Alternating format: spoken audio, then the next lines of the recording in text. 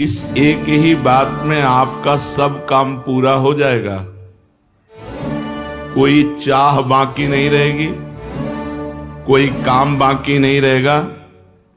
अभी से रटना शुरू कर दो भगवान का नाम, राधा राधा कृष्ण कृष्ण हरि हरि। अगर हृदय में भाव कम हो तो भी चलेगा, आप कहना शुरू कर दो। कहते कहते नकल भी असल हो जाती है। काम धंधा करते हुए, रसोई बनाते हुए, झाड़ू देते हुए, जल भरते हुए, अपना व्यापार करते हुए, नौकरी करते हुए, हर समय रटते रहो राधा राधा राधा। नियम अगर आप ले लें कि 5 मिनट में एक बार भगवान का स्मरण करेंगे, अर्थात कोई भी 5 मिनट खाली नहीं जाने पाएगा। अगर ये कर सको तो बहुत जल्दी 24 घंटे भजन होने लगेगा।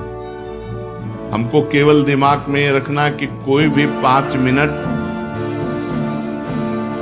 बिना सुमिरन के नहीं निकलना चाहिए। एक बार राधा बोले 5 मिनट की फुर्सत, फिर एक बार राधा बोले 5 मिनट की फुर्सत। चाहे जो काम कर रहे हो 5 मिनट में एक बार राधा बोल दो। फिर इसका कमाल देखो, आप अपने जीवन का परिवर्तन देखो। फिर आप अपनी कामनाओं की पूर्ति का वो मंगलमय महोत्सव देखो, करके तो देखो। बड़े बड़े कठिन काम कर रहे हैं लोग, धन प्राप्ति के लिए, मान प्राप्ति के लिए, यश प्राप्ति के लिए और लेकिन हम तुमसे कह रहे हैं नाम जप करके देखो। कोई भी काम कर रहे हो 5 मिनट में एक बार रुक जाओ राधा, फिर काम शुरू करो। 5 मिनट में फिर बोलो राधा, और जब खाली समय हो तो हर समय राधा राधा। कोई चाह बाकी नहीं रह जाएगी, सब चाहें पूरी हो जाएंगी। फिर तुम्हारे लिए कोई कर्तव्य नहीं, इसी से भगवत प्राप्ति हो जाएगी। यदि 5 मिनट आपके एक दिन खाली चले गए, आपने नाम जप नहीं किया, तो उस दिन उपवास करो। हमारा नियम टूट गया, तो नियम में आ जाओगे। 5 मिनट में एक बार राधा और सब कामनाओं की पूर्ति, इसी से भगवत प्राप्ति है। खाली समय में खूब नाम जप करो, और जब आप कार्यरत हो तो हर 5 मिनट में रुक कर एक बार राधा बोलो। यदि 5 मिनट क्रॉस हो गया, आपने राधा नहीं जपा, तो उस दिन उपवास करो, अन्न नहीं पाएंगे। आज हमारा नियम टूट गया। फिर आप देखो इसका चमत्कार। जब नींद आती है तब ये 5 मिनट वाला नियम नहीं चल पाएगा। उसके लिए चर्चा हुई कि यदि हम गाढ़ नाम चिंतन करते हुए सो गए तो हमारा वो सोना भी भजन माना जाएगा। पर जब जग गए, मानो 12 बजे रात के जग गए, फिर हमारा 5 मिनट वाला नियम लागू। जागृत में हम 5 मिनट खाली नहीं जाने देंगे, और सोते समय खूब नाम जप करते हुए सोएंगे तो वो निद्रा भी भजन माना जाएगा। मन लागे चाहे ना लगे, तुम जपना मत छोड़ो, करके देखो। इसमें लाभ ही लाभ है, हानि तो कोई है नहीं, साइड इफेक्ट तो है ही नहीं। नाम में कोई साइड इफेक्ट, अन्य साधनाओं में तो ऐसा होता है कि ये त्रुटि हुई, तो ऐसा नाम में नहीं। भगवान के सामने प्रार्थना करो, भगवान को सामने देखते हैं, प्रभु मुझे आपका स्मरण चाहिए, आपका भजन चाहिए। भगवान की याद आ रही बिना चेष्टा के, नाथ पढ़ो, भगवान तुम्हें याद कर रहे हैं। आपने चेष्टा नहीं कि अपने आप प्रिया प्रीतम की याद आ रही, श्री जी आपको याद कर रहे हैं। खुशी से नाच पढ़ो, भगवान कृपा करके तुम्हें याद कर रहे हैं। अचानक चित्तवृत्ति भगवान में गई, तो ये आपकी नहीं गई, भगवान आपको याद कर रहे हैं, प्रभु आपको याद कर रहे हैं, तब आपकी चित्तवृत्ति डूबी। कोई भी भक्त ऐसा नहीं कह सकता कि मैं सर्वथा निष्पाप हूं, अगर वो कहता तो झूठा, निष्पाप होता तो मृत्युलोक में जन्म क्यों होता। मृत्युलोक का शरीर बनता ही शुभ अशुभ कर्मों से। इस शरीर की रचना ही दो कर्म से होती है। अगर शुभ कर्म है तो देव शरीर, अशुभ कर्म है तो यातना शरीर, शुभ अशुभ कर्म है तो मनुष्य लोक में। इस मृत्यु लोक में जन्मता वही है जिसका कुछ पाप होता है, कुछ पुण्य होता है। तो निष्पाप तो हुआ नहीं, पर भगवान ने उनको माफ करके उनके पाप मिटाकर उनको महात्मा बनाया कि नहीं बनाया। भगवान उनको प्राप्त हुए तो हमारा भी कल्याण हो सकता है। सर्वथा निष्पाप और पवित्र होकर भगवान की प्राप्ति भगवान के स्मरण से होती है। ऐसी ताकत और किसी साधन में नहीं, केवल भगवान के नाम जपने। भगवान सब जगह हैं, पर बिना भजन के आप देख नहीं सकते। भजन वो प्रक्रिया है जिससे भगवान देखते हैं। जैसे दूध में बूंद बूंद पे घी है और वो पूड़ी नहीं पका सकता, उसकी प्रक्रिया है, फिर घी निकलेगा। ऐसे ही सर्वत्र भगवान है, हमारे काम में आने वाले नहीं। प्रक्रिया है, भजन करो और अपनापन हो जाए। मेरे श्री कृष्ण, मेरे प्रिय। अब बात, एक आदमी की गाय बीमार हो गई। वैद्य ने कहा कि तुम गाय को काली मिर्च खिलाकर ऊपर से 1 पाव घी पिला दो, ठीक हो जाएगी। उस आदमी ने गाय को काली मिर्च तो दे दी पर घी नहीं दिया। उसने सोचा कि रोज गाय के दूध से 1 पाव घी निकलता है, अतः एक दिन गाय को नहीं दूंगा बस, जिससे घी उसके भीतर रह जाएगा और काली मिर्च तो जा ही रही, काम कर देगी। परंतु इससे गाय ठीक नहीं हुई। वैद्य के पास गया। वैद्य ने कहा जो अनुपान बताया वो, उसने अपनी बात बोले, मूर्ख हो, गाय का दूध दुहो और उसका घी निकालो और फिर काली मिर्च के साथ पवा। भगवान सब जगह है, हमारे काम आ रहे हैं क्या? हमें आनंद मिल रहा है क्या? हमारी दुर्गति रुक रही क्या? नहीं। प्रक्रिया करो भगवान का भजन। सबके हृदय अछत अविकारी, सकल जीव जगदीन दुखारी, तहां वेद अस कारण राखा, भजन प्रभाव संत श्रुति भाखा। सर्वत्र भगवान है, पर सबके हृदय में अछत अविकारी परमात्मा होते हुए सब दीन है, दुखी है, चिंतातुर है, मृत्यु को प्राप्त हो रहे हैं। क्यों?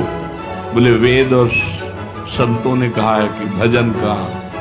अगर भजन कारण है भगवान की प्रकट होने का, भजन रूपी कारण नहीं तो भगवान रूपी क्रिया प्रकट नहीं होती, फिर काम में आने वाली नहीं। जैसे दूध में घी है पर बिना मथे नहीं आएगा। दूध को औंटना होगा, दही जमाना होगा, मथना होगा, मक्खन निकाल फिर घी आएगा। ऐसे ही संत संग करना होगा, अच्छे आचरण करने होंगे, खूब नाम जप करना होगा, तब भगवत साक्षात्कार होता है।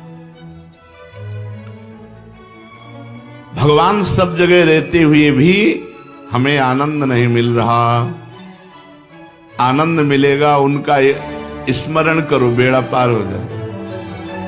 जहां से चाहो वहां से प्रकट कर सकते हो।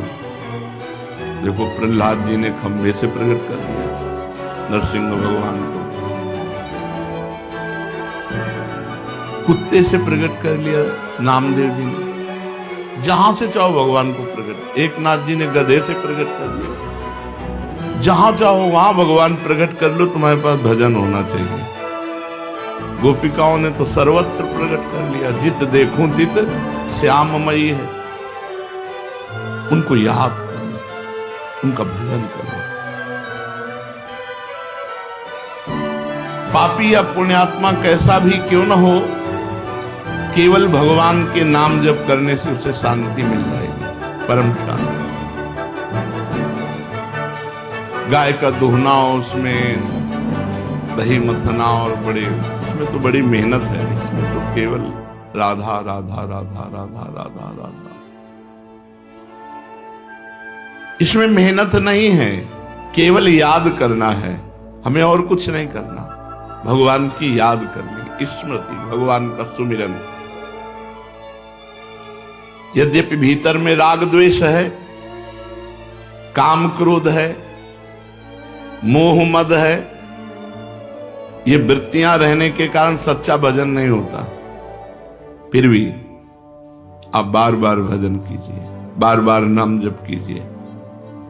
जैसे पुरानी मोटर एक बार में स्टार्ट नहीं होती, 10 बार किसी न किसी झटके में स्टार्ट हो जाएगी। ऐसे ही हम बार बार राधा राधा राधा राधा, तो किसी में एक में कनेक्शन मिल गया, स्टार्ट हो गया राधा राधा राधा राधा राधा।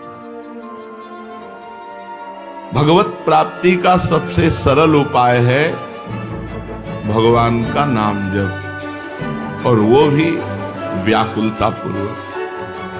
तद्विस्मरणेन परम व्याकुलते, अगर थोड़ा भी छूटे तो हृदय में व्याकुलता हो जाए। ये सब साधनों में महान साधन है। इससे पापी पुण्यात्मा मूर्ख विद्वान जवान बूढ़ा स्त्री पुरुष कोई भी कर सकता है, सबके लिए छूट है। भगवान का नाम जप रूपी साधन सबसे तेज साधन है। ज्ञान योग, कर्म योग, भक्ति योग आदि कोई उपाय समझ में ना आए तो कोई जरूरत नहीं, बस केवल तुम हृदय से पुकारो, हे प्रभु मैं आपको भूल न जाऊं, और खूब नाम जप। मंत्रों में अनुष्ठानों में उतनी शक्ति नहीं जितनी शक्ति आर्त भाव से भगवान को पुकारने में है। राधा राधा राधा। तुम बीमार हो, तुम्हारी बीमारी मिट जाएगी। तो तुम्हारी नहीं मिटी तो हमारी क्या मिट जाएगी? इसे कहे कि तुम बीमार हो, इसमें लिखा है सब बीमारी तुम्हारी मिट जाएगी। तुम्हारी किडनी फेल है, डायलिसिस होता है, बीमार हो, तुम्हारी बीमारी नहीं। हम हर समय खूब आनंदित रहते हैं, श्री जी के बल से खूब प्रसन्न रहते हैं। कभी हमको शोक दुख एक सेकंड के लिए चिंता नहीं होती कि मैं बीमार हूं। वृंदावन में बैठा हूं, झूठ थोड़ी बोलूंगा, एक सेकंड के लिए कभी गम नहीं होता कि मेरी किडनी फेल, मैं बीमार हूं। हर समय उत्साह आनंद। रामबाण सब रोगों की एक औषधि, भगवान का नाम। गोस्वामी तुलसीदास जी महाराज, जासु नाम भव भेषज हरन घोर त्रयशूल, जिसका नाम दैहिक दैविक भौतिक तापों का नाश करने वाला और भव रोग की अचूक रामबाण औषधि नाम। जासु नाम भव भेषज हरन घोर त्रयशूल। कल्याण की प्राप्ति का, मोक्ष की प्राप्ति का सुगम सीधा उपाय भीतर से नाम जप करते रहो, अंदरे अंदर नाम जप करते रहो। आपका कल्याण होगा होगा होगा। 3 बार कह रहे हैं, नहीं तो मैं आपका अपराधी। देखो महापुरुषों के वचन, आप हृदय से भगवान का नाम जप करो। पापी हो, पुण्यात्मा हो, जवान हो, बूढ़े हो, विद्वान हो, मूर्ख हो, स्त्री हो, पुरुष हो, पुरुष नपुंसक नारीवा जीव चराचर कोई, सर्व भाव भज कपट तज मोहि परम प्रिय सोई। भगवान के गोस्वामी जी कह रहे हैं, भगवान शंकर को साक्षी करके कहता हूं, हमारी जबान गर जाए यदि मैं झूठ बोलूं। मुझे जो कुछ आज तक प्राप्त हुआ है तो राव मां, ये 2 अक्षर राम नाम से प्राप्त हुआ है। हरिवंश महाप्रभु कहते हैं, रसना कटो जो अन रटो, निरखी अन फुटो नयन, श्रवण फुटो जो अन सुनो, श्री राधा जस में। जो कुछ है सब राधा राधा। तुम भीतर से नाम जब शुरू करो, आपका कल्याण होगा होगा होगा। नहीं होगा तो मेरे को दंड देना, मैं अपराधी हूं, मैं आपका अपराधी हूं।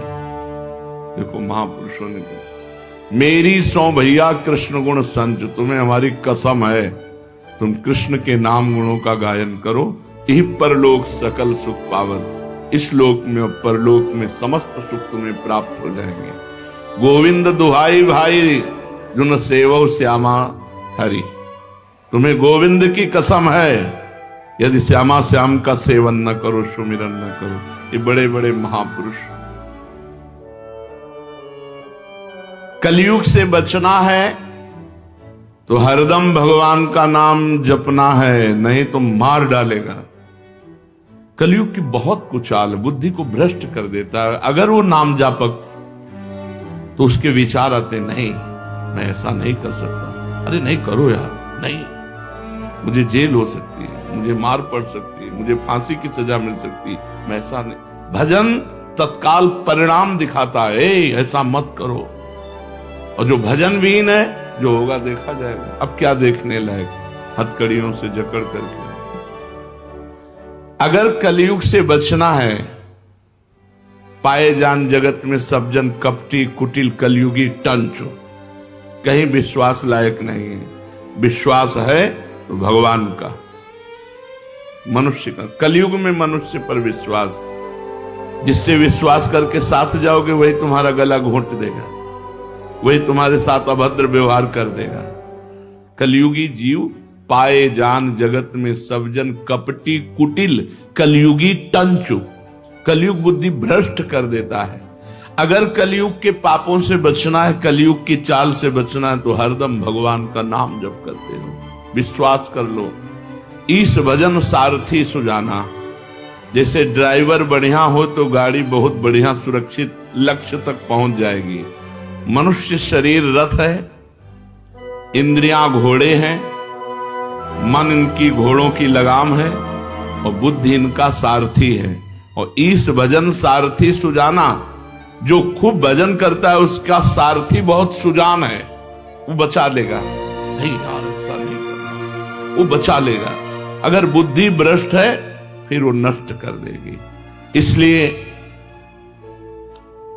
कलयुग की चाल से बचने के लिए जिते विनायक शुभ अशुभ विघ्न करे नहीं कोई, विघ्न करे नहीं कोई, डरे कलिकाल कष्ट भय, हरे सकल संताप हरस हरिनाम जपत जय।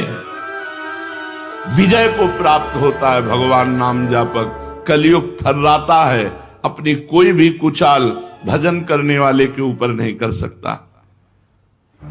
चलते फिरते, उठते बैठते, रात में दिन में, काम करते समय, हर समय व्याकुलता पूर्वक हृदय से भगवान के नाम का जप करो। अनंत जन्मों के सब पाप भस्म हो जाएंगे, तब तुम्हें आनंद मिलेगा। अभी भजन में आनंद नहीं मिलेगा। अगर मिल रहा है तो तुम्हारे पाप नष्ट हो चुके हैं, नवीन पाप होने न पावे और आगे बढ़ो। देखो फिर आनंद मूर्ति भगवान तुम्हारे सामने झलकने लगेंगे। भजन करने वाले के भावना में प्रभु आने लगते हैं। वो सुंदर रूप, बस उसको फिर और कुछ सुहाई नहीं देता। जब तक ये स्थिति ना आवे तब तक भजन करते रहो, मन मार के करते रहो, बिना स्वाद के करते रहो, बिना भाव के करते रहो, पहुंच जाओगे। अपनी निर्बलता और भगवान की कृपा शक्ति पर विश्वास रखो। अनुभव करो कि मैं निर्बल हूं, मेरी सामर्थ्य नहीं की। इत बौना आकाश फल, बौना आकाश फल कैसे प्राप्त कर सकता? मैं निर्बल हूं, लेकिन मेरे प्रिया जो बहुत कृपालु है, मेरे प्रभु बहुत कृपालु है। अपनी निर्बलता का अनुभव और प्रभु की कृपा पर विश्वास, ये दो बातें हैं और नाम जप हो रहा है तो विश्वास कर लो, तुम्हारे काम क्रोध लोभ मोह मद मत्सर सब मिट जाएंगे। अपनी निर्बलता का और भगवान की कृपा का और नाम जप, ये भाव का विषय है। अपने में बल का अभिमान ना होने पावे। जैसे उफनते हुए दूध में ठंडा पानी डालो तो वो शांत हो जाता है, ऐसे ही नाम जापक के काम क्रोध लोभ मोह मद ये सब शांत होने लगते हैं। जितना अधिक नाम जप करोगे उतनी शांति प्राप्त होती चली जाएगी। अगर भगवान में प्रेम चाहते हो तो भगवान की शरण में होकर भगवान का नाम जप करो, कहते रहो प्रभु मैं आपका हूं, प्रभु मैं आपका हूं। जो काम वर्षों में नहीं हुआ वो बहुत जल्दी एकाएक हो जाएगा। तुम केवल नाम जप का नियम लो, बहुत जल्दी लाभ मिलता है नाम जप से, बहुत जल्दी। भगवान के चरणों में पड़ जाओ, निश्चिंत हो जाओ, भगवान की कृपा तुम्हें घेरे हुए है, बस तुम केवल नाम जप करते रहो। काम तो बस इतना ही है, भगवान की शरण में होकर नाम जप करना, इतने से सब बेड़ा पार हो जाएगा। तुम्हें पता है भगवान में भी एक कमजोरी,